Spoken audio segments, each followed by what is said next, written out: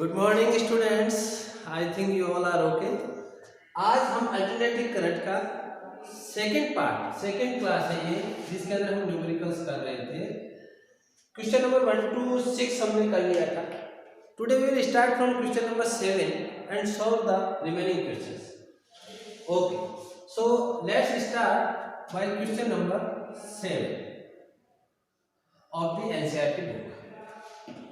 I think you have already opened this book.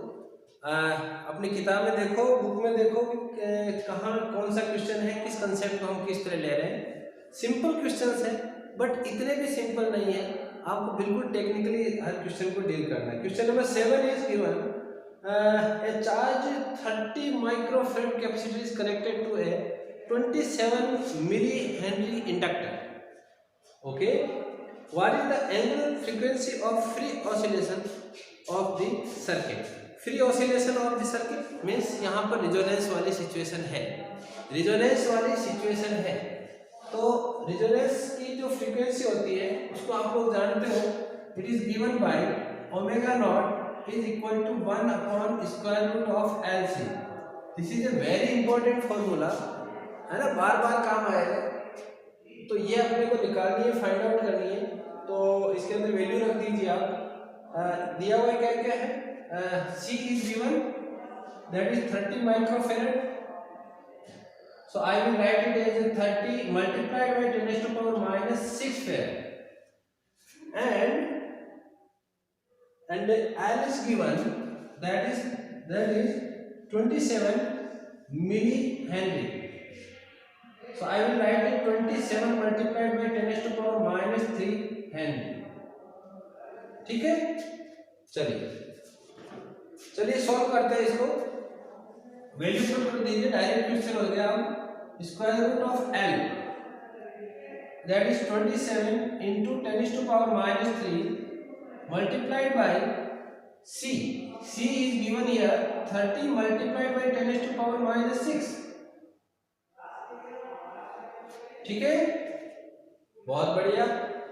Now 1 upon square root of, इसको multiply कीजिए, 27 को 3 से करेंगे तो 81 आ जाएगा। 10 raised to पावर यहाँ पर माइनस 9 हो गया और ये एक प्लस का है, so we will get here minus 8, and when we will take out of the square root we will get 1 upon, that is 9 into 10 raised to power minus 4, half हो जाएगी ना पावर। अब इसको ऊपर ले जाए, तो 10 to power 4 आ जाएगा प्लस का, 0 लगा दीजिए, 1 2 3 4 अपॉन 9, डिवाइड कीजिए, इसको डिवाइड करेंगे तो क्या आएगा, 10 को डिवाइड करेंगे तो आएगा 1.11 और बाकी को साथ में रहने दें, 10 raised to power 3 and that is hertz. या we should write it hertz, तो फ्रीक्वेंसी हो जाएगी, ये ओमेगा है तो आपको लिखना पड़ेगा रेडियन पर सेकेंड। ठीक है, 30 का 10 raised to power 3 हो गया, 10 को जब 9 से डिवाइड किया तो वी विल गेट 1.11। ऐसे थोड़ा टेक्निकली डील करेंगे तो कैलकुलेशंस कम करनी पड़ेगी। ठीक है, तो in this way you can solve this question. I think you get it, समझ में आ गया होगा। क्वेश्चन नंबर 8 लेते हैं बच्चों, नोट करते रहो साथ के साथ, बहुत बढ़िया से आपको समझ में आएगा।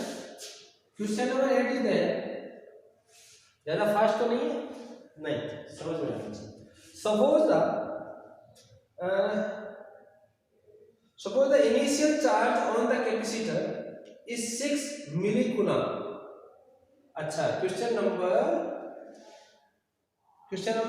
ये जो पिछला जो क्वेश्चन था जिसमें LC ऑसिलेशन हो रहा था, वैसे देखो क्वेश्चन जब अपने सिलेबस में दिया हुआ है कि LC ऑसिलेशन का केवल क्वालिटेटिव पार्ट है, वो अपने सिलेबस में, क्वांटिटेटिव नहीं है, बट छोटे छोटी प्रॉब्लम्स जो रिजोनेंस से संबंधित है वो अपने सिलेबस में है, इसलिए हमें ये क्वेश्चन करने पड़ेंगे।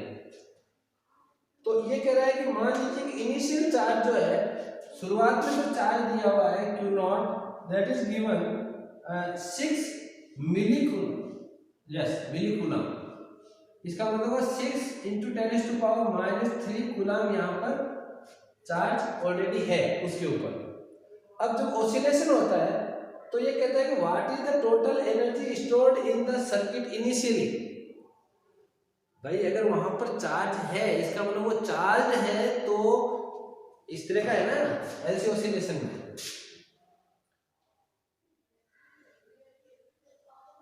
ऐसा है, ये कह रहा है कि इसमें इतना चार्ज इनिशियली है, इसका मतलब वहां पर एनर्जी ऑलरेडी स्टोर्ड है। डिस्चार्ज होता तो एनर्जी नहीं होती, वहां पर चार्ज है इसका मतलब वो चार्ज है। और जब चार्ज है तो चार्ज है, और चार्ज है तो उसके अंदर एनर्जी है, और वो एनर्जी कितनी है। क्वेश्चन है what is the total energy stored in the circuit initially. Circuit में इनिशियली टोटल एनर्जी कितनी स्टोर्ड है, तो इसके अंदर कैपेसिटर में कितनी एनर्जी स्टोर्ड है इनिशियली। ui लिखना चाहिए अपने को। ui इज V1 बाई क्या आएगा formula, half of Q0 square upon C। Capacitor में है ना Q0 स्क्वायर अपॉन C, मेरे हिसाब से यही फॉर्मूला होना चाहिए, half of Q0, yes Q0 square upon C। तो यहाँ पे देखिए half Q0 is given here 6 × 10⁻³ का whole square upon C। C कितना था अभी हमें क्वेश्चन में देखना पड़ेगा, पिछले क्वेश्चन में दिया हुआ है क्वेश्चन नंबर 6 में, क्वेश्चन नंबर 7 में C इज गिवन 30 माइक्रोफेरेड, सो 30 × 10⁻⁻6 फेरेड। तो अपने को ये भी लिखना पड़ेगा यहाँ पर इंटू 30 × 10⁻⁻6। चलो सोल्व करो भाई इसको, तो ये आ जाएगा हाफ, यहाँ आ जाएगा 6 × 6 × 10⁻⁻6, डबल हो जाएगा ना स्क्वायर करेंगे तो, अपॉन यहाँ आ गया 30 × 10⁻⁻6। 10⁻⁻6 से ये दोनों मर गए, पीछे क्या बचा, ये बचा, तो 6 को इससे काटेंगे तो 5 टाइम्स, और इसको इससे कैंसिल करेंगे तो 3 times, so we get 3/5 means 0.6 joule. 0.6 joule. So initially when we have a charge on on this capacitor 6 millicoulomb, it has an energy of 0.6 joule in the initial stage. And what will be in the later stage? Question is what is the total energy in the later time? थोड़ी देर बाद में कितनी energy होगी। तो यहाँ पर जब भी एनर्जी डिसिपेटेड होती है, जहाँ एनर्जी लॉस होता है वो कहाँ पर होता है, जब वहां पर आपको रेजिस्टेंस के रूप में कुछ न कुछ हो, है ना। तो हम लिखेंगे there is no resistance, there is no resistance in the circuit, in the circuit. So it implies that there is no energy loss. भाई जब रेजिस्टेंस नहीं है, R 0 है, R 0, तो एनर्जी कहां से लॉस होगी, होगी नहीं, तो एनर्जी लॉस नहीं होगी। तो अगर इन द लेटर टाइम, या मैं यूं कहूं कि फाइनल एनर्जी जो सर्किट की है, सर्किट जो टोटल एनर्जी स्टोर्ड रहेगी वो उतनी रहेगी जितनी इनिशियली थी। So I will write it straight that 0.6 joule. समझ में आई कहानी, जब R नहीं है तो एनर्जी लॉस नहीं होगा, एनर्जी लॉस नहीं होगा तो जितनी इनिशियली थी उतनी की उतनी ही लेटर स्टेज के अंदर आपको एनर्जी मिल जाएगी। Okay, question number 9।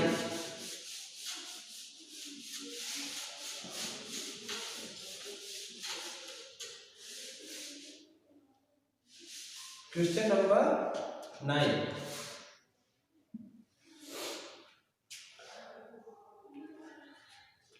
बहुत अच्छे सवाल है। A series LCR circuit with R is equal to 20 ohm, एक सीरीज LCR है यानी जिसके अंदर L भी है, C भी है और R भी है। He is given, R is given 20 ohm, L is given that is 1.5 Henry and C is given that is 35 microfarad यानी 35 into 10 to power minus 6 farad, okay, is connected to a variable frequency 200 volt AC supply, यानी जो variable source है वो 200 volt AC supply है। AC supply का मतलब ये very हो रहा है, ठीक है ना, ये RMS वैल्यू दी हुई है। ये कौन सी वैल्यू दी हुई है? RMS value. When the frequency of the supply equals to the natural frequency of the circuit, बहुत अच्छी चीज कही है। When the frequency of the supply equal to the natural frequency of the circuit, यानी उस समय जब नेचुरल फ्रीक्वेंसी से मैच करेगा तो किस तरह की सिचुएशन होगी? That will be situation of resonance. What is the average power transferred to circuit in one complete cycle? In resonance,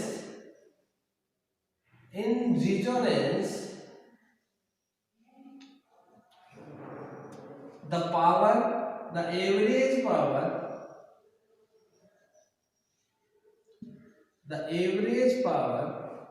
will be P average will be equal to V RMS whole square upon R। Simple formula लगेगा क्योंकि इनके ऊपर किसी भी तरह की power dissipate नहीं होगी, केवल रेजिस्टेंस के ऊपर होगी और वो V स्क्वायर अपॉन R बिल्कुल जो अपना सबसे सिंपलेस्ट फॉर्मूला है पावर का वही लगेगा। लेकिन यहाँ पर V RMS अपने को दी हुई है, जब तक नहीं कहा जाए V RMS ही है अपॉन R इज गिवन 20, तो ये कितना हो गया?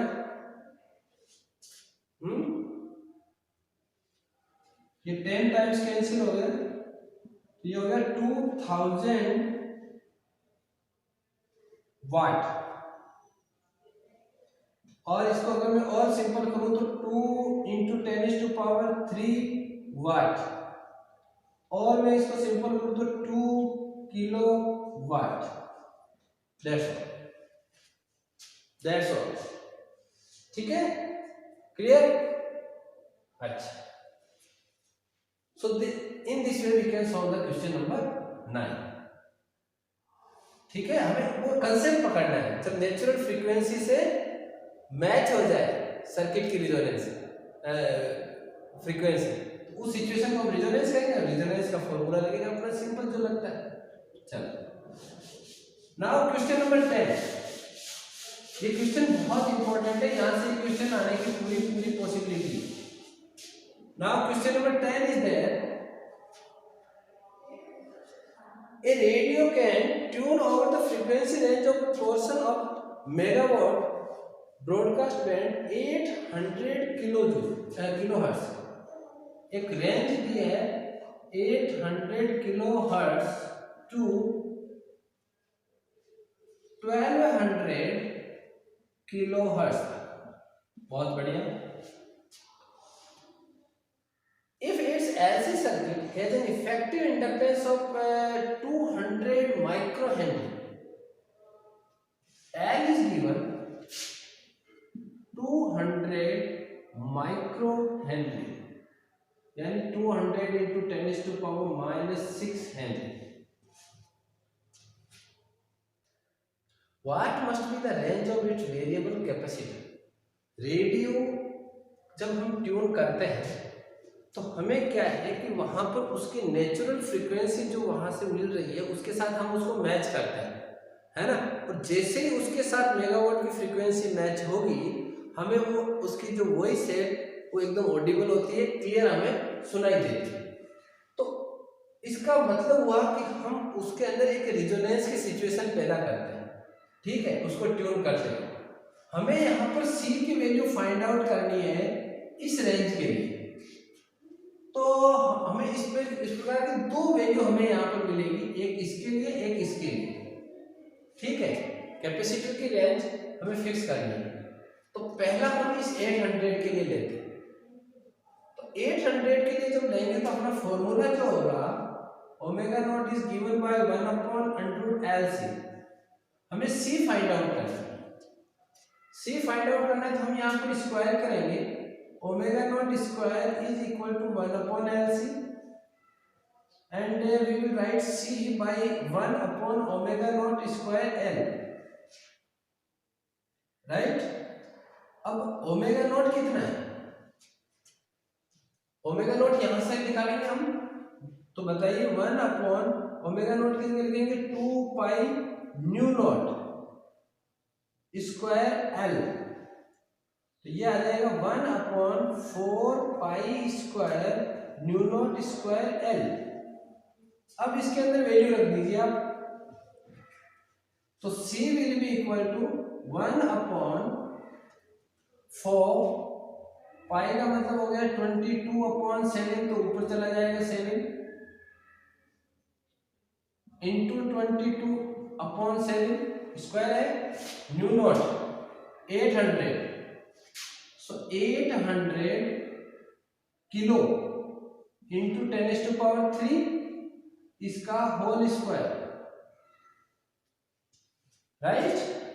And L is given that is 200 multiplied by 10⁻⁻6। तो बच्चों यहाँ पर ऊपर आ जाएगा 49, यहाँ आ जाएगा 88 इंटू 22 इंटू इस 8 का स्क्वायर करेंगे तो 64, ये 20 यहाँ पर 10⁻5 हो जाएगा और इसका स्क्वायर करेंगे तो मिलेगा 10⁻10, यहाँ मिलेगा अपने को 2 इंटू 10⁻⁻4, 20 यहाँ पर है और ये यहाँ पर। अच्छा, अब देखिए अगर हम इस कैलकुलेशन को फर्दर एक्सटेंड करते हैं तो ऊपर 49 है, नीचे आ जाएगा 88 इंटू इस 22 को इससे करेंगे तो 44 इंटू 64 इंटू 10⁻6। अब यहां से एक बार भी डिवाइड नहीं हो रहा है, इसका मतलब ये हुआ कि हमें इसको डिवाइड करने के लिए कम से कम 6 जीरो ऊपर चाहिए, 6 डिजिट्स है, तो मुझे यहाँ मल्टीप्लाई करना पड़ेगा 1 2 3 4 5 एंड 6, तब कहीं जाकर यहाँ ये डिवाइड होगा। अच्छा, इंटू 10⁻⁻6, जितने जीरो अपने मन से लगाए उतने कैंसिल आउट करने पड़ेंगे, ये ऊपर जाएगा तो -6 और -6 मिलकर हो जाएंगे, यहाँ मिल जाएगा हमें 20 upon 88 into 44 into 64 multiply by 10⁻12 फिर, तो ये आ जाएगा आपका पिकोफैरेड। क्या हो जाएगा? पिकोफैरेड। और इसकी जब हम कैलकुलेशन करेंगे तो ये काफ़ी लेंथी कैलकुलेशन है, इसको काफ़ी परेशानी होगी आपको काटने में और इसके गुणा भाग करने में, तो ये इसका आंसर आएगा करीबन 197.1 समथिंग, ये कुछ आएगा, ये मैंने कैलकुलेशन किया है, इसका ये इतना आएगा इन पिकोफैरेड, ठीक है।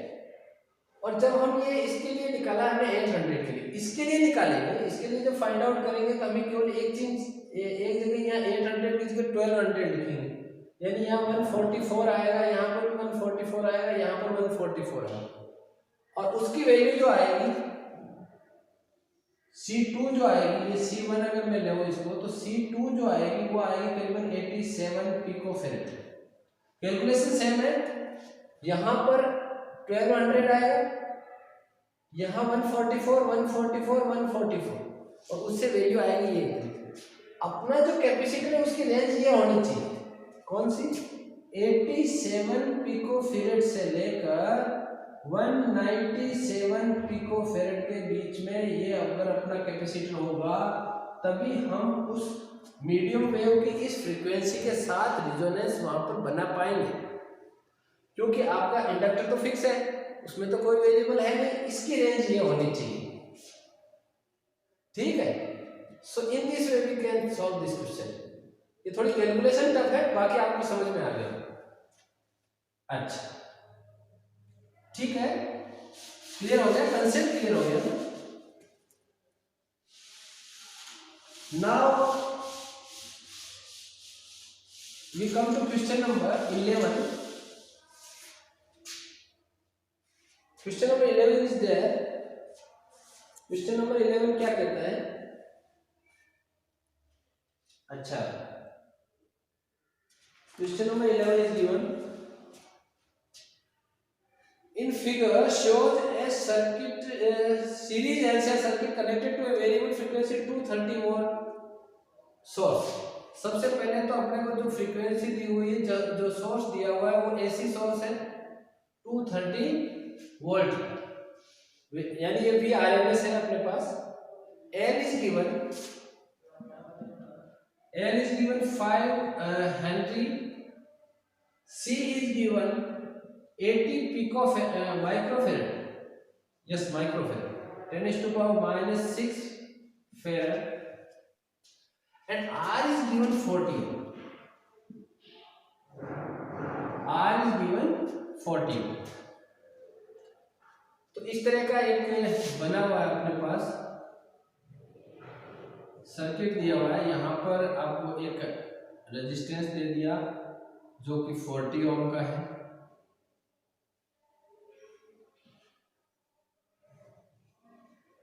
ये इस तरह का डायग्राम बना हुआ है। And C is given that is 80 × 10⁻⁻6 farad का, और ये जो है वो 5.0 हेनरी का यहाँ पर है। और ये आपका जो सोर्स है ये 230 वोल्ट एसी सोर्स है, ठीक है, variable source. Now we start from question number first. First is given determine the source frequency which drive the circuit in resonance. वो आपको फ्रीक्वेंसी निकालनी है जो इसको किस में ले जाए, रेजोनेंस में ले जाए। तो फ्रीक्वेंसी तो बिल्कुल आप लोग जानते हो, ओमेगा नॉट आपको निकालना है। कई जगह ओमेगा आर दिया होता है, अब तो ओमेगा नॉट निकाल लीजिए 1/√LC, 1/√L, L is given 5, C is given 80 × 10⁻⁻6,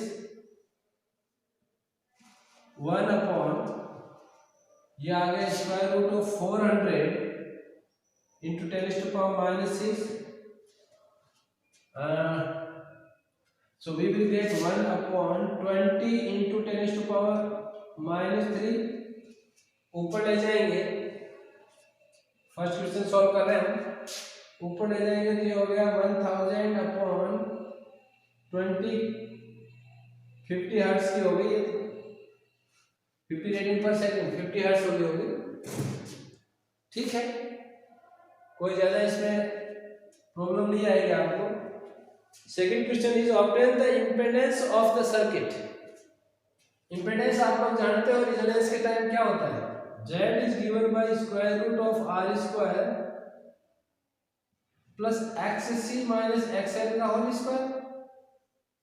अब यहाँ पर तो रेजोनेंस का टाइम तो ये XC और XL दोनों इक्वल होंगे, तो ये जो टर्म होगी ये डिसअपीयर हो जाएगी और हमें मिलेगा √R² that is R, and it is already given that is 40 ohm, so impedance will be 40 ohm. Next question is the amplitude of the current at the resonating frequency. Amplitude निकालना है I0, ठीक है, तो I0 कैसे निकालेंगे, I0 निकालेंगे V0/R,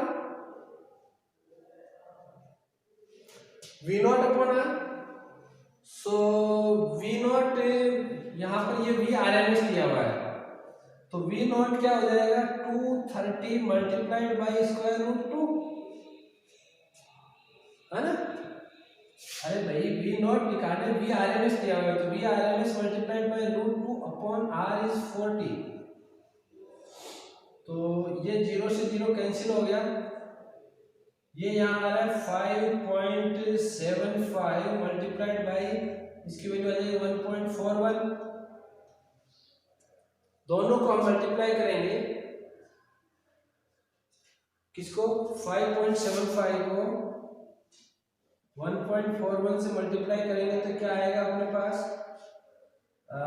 22 33 20 plus 2 3 23 again multiplied by 575 so 5701 and 8 so 8.1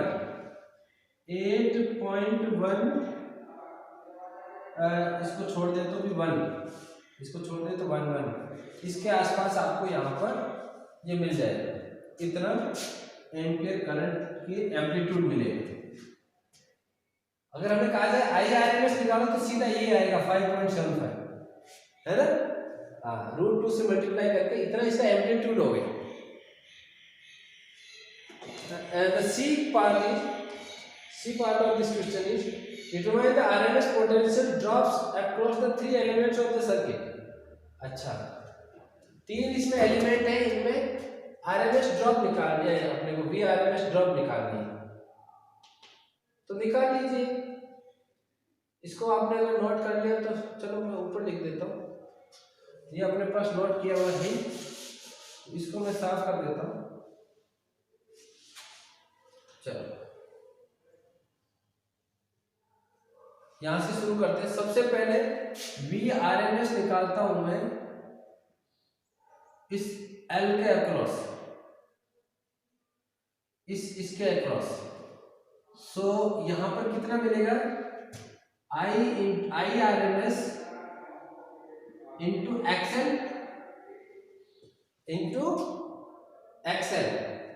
so IRMS अपने पास है कितना है बताया था मैंने आपको, IRMS तो ये है 5.75 तो 5.75 मल्टीप्लाइड बाई यही था ना IRMS √2 तो ये IRMS है, IRMS omega L is given by omega, ये XL is omega L, omega हमने फाइंड आउट की थी, ये 50 सो 5.75 multiplied by 50 multiplied by L is 5 तो ये आ गया 250 और 250 को इससे करेंगे तो 1250 और 1250 एक बार मल्टीप्लाई करके देख लो, 5.75 को मल्टीप्लाई करेंगे 250 से, इसको छोड़िए आप इससे करते हैं तो 25 5 से 125 12 175 and 12 187 18 and 25 5 125 plus 18 that is 143 so we will get 1437 plus 0.5 volt, इतना आपको यहाँ पर VRMS मिल जाएगा इसके ऊपर ड्रॉप। अब आपको पूछा जाए कि इस कैपेसिटर पे कितना ड्रॉप आए। Now we talk about VRMS of across C। तो अपने को पता है कि जब रेजोनेंस की सिचुएशन होगी तो इसके इक्वल यहाँ पर पोटेंशियल ड्रॉप आएगा और वो अपोजिट डायरेक्शन में होंगे, इसीलिए ये कैंसिल आउट हो जाएगा, इसलिए ये यहाँ पर कैंसिल आउट हो जाएगा। तो अपने को यहाँ कैलकुलेशन की जरूरत नहीं, डायरेक्ट लिख दो आप, ठीक है। अक्रॉस C भी इतना ही आएगा। अब बात करते हैं इसके रेजिस्टेंस की। सो VRMS ऑफ R, तो R पर कितना ड्रॉप आएगा IRMS इंटू R। सो IRMS तो हमने इसी से निकाला है, ये 230/40 यही तो है 5.75 multiplied by R that is 40। तो सारा का सारा जो पोटेंशियल ड्रॉप होगा वो कहां पर होगा, रेजिस्टेंस पे होगा, इनके ऊपर जो होगा वो तो आपस में कैंसिल आउट हो जाएगा। इसी क्वेश्चन में लास्ट में दिया हुआ है show that the potential drop across the LC combination is zero at the resonating frequency. Resonating frequency में ये यहाँ पर जीरो हो जाएगा, तो क्या कह रहा है,